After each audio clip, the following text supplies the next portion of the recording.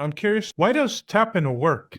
Like, because I've heard a different name for it. You probably know the exact name of like tapping. Well, there's the EFT, emotional Yeah. freedom Hmm. technique. Well, they're tapping on certain specific acupressure points, I believe. They say Ah. energy points.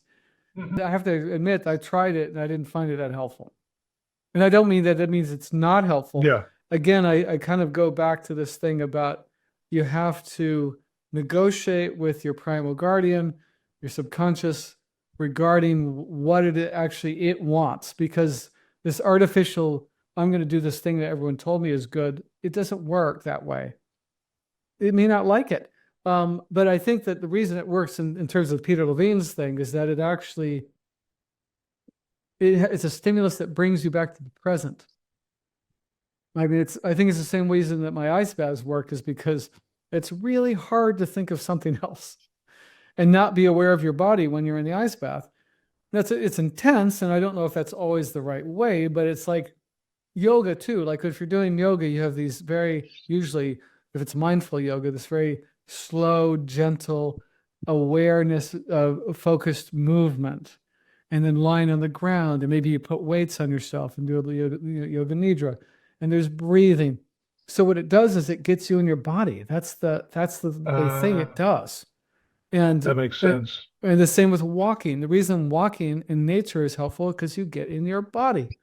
You're not elsewhere. You're not thinking about the laundry. If you do it long enough or well enough, you're like, wow, I smell pine, and you feel the rhythm on the ground, right? And you might even hear a crunch, or you feel like if there's pine needles, it has this kind of springy, kind of mattress feel, or there's rocks or whatever. And then maybe you have breeze against your face, or maybe it's cold or it's warm, and then there's the visuals, and so you become more you're present in your body to the world. This way, it's the same reason why good massage works. It gets you in your body again. It's even why sometimes if you're upset, you need to eat for two reasons. It could be low glycemic, so you can't be rational when your blood sugar is crashing because you're in survival mode. But sometimes it's just soothing to eat. Again, it's tactile, right? You're chewing, swallowing, and you're feeling something go in your stomach. So it's this stimulus, somatic stimulus that gets you back in here. It's actually why when you hug someone, especially if you trust them and you feel at ease, it gets you in your body too. That's why you hug kids when they're crying, because that gets them in the body. They're overwhelmed, right? So they're out of their body. They're not centered. And so, if a child's very chaotic, what you do is you hug them and you hold them until they find their body again. And then they start crying usually, or maybe they're crying already, but it starts to shift instead of this hysterical crying. They kind of go, they kind of start going into the sort of slower and slower rhythm of, that then they kind of, and then they're okay. When you're disassociated from yourself, you actually have no sense of how you and the world are related. I mean, it's interesting that I just heard this from Vervaeke course.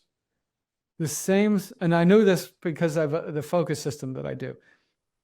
Your balance and orientation system doesn't just orient you in the real world, it also orients you spiritually and otherwise and emotionally.